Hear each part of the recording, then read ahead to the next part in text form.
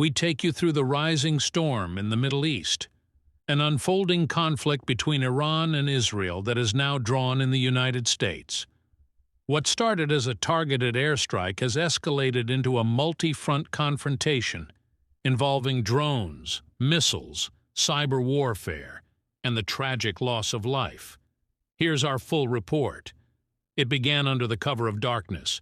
Israeli F-35 fighter jets, launched from desert airfields, flew deep into Iranian airspace.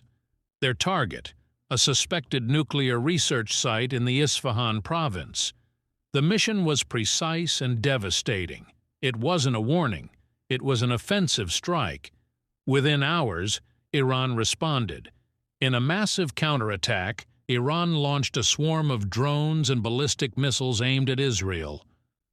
From fortified positions in western Iran, projectiles flew toward major Israeli cities.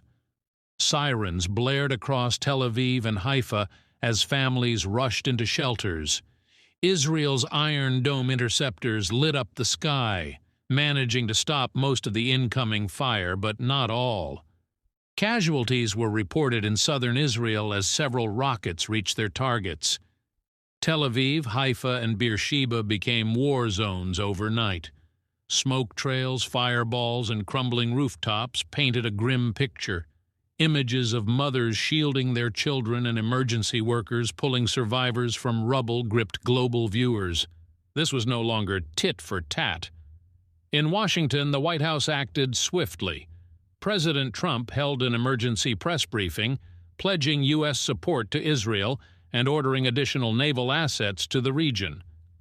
The USS Eisenhower moved into position in the Persian Gulf, and American special forces were deployed to safeguard regional bases.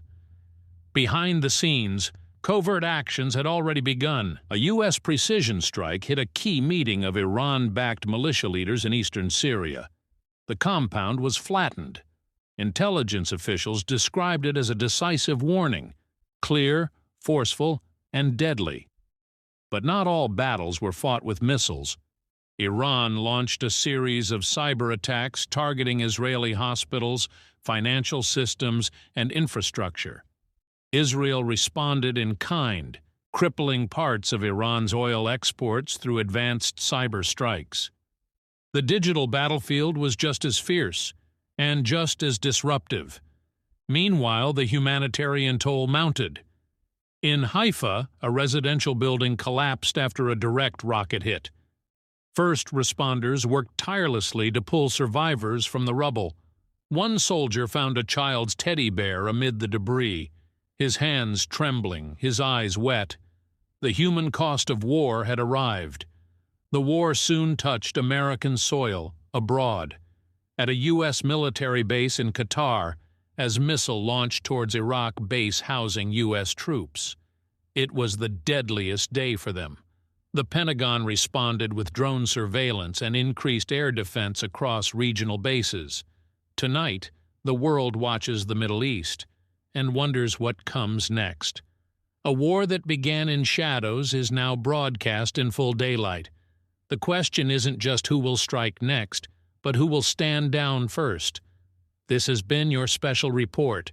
Stay with us as we continue to follow developments in this evolving story.